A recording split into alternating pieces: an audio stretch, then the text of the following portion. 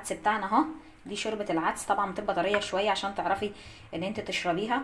وممكن تقللي شويه الميه اللي انت حطيتهم برده وتتاكل بالعيش، مفيش اي مشكله. وادي اللي احنا عملناه بالرز اهو، احنا بنحب ناكله بالعيش المرمش.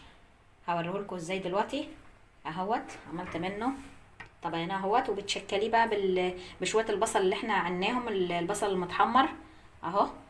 وممكن بقى تقدمي جنبه العيش المرمش دوت اهوت، زي ما احنا شايفين عيش عادي خالص، عيش طابونه اهوت. بتاخديه وبتقطعيه كده مربعات او على حسب الحجم اللي انت حباه، وفي صاج في الفرن بتدهنيه دهنه بسيطه بالزيت وتدخليه الفرن، بتحمص معاكي وتاكليه بقى بالهنا والشفا.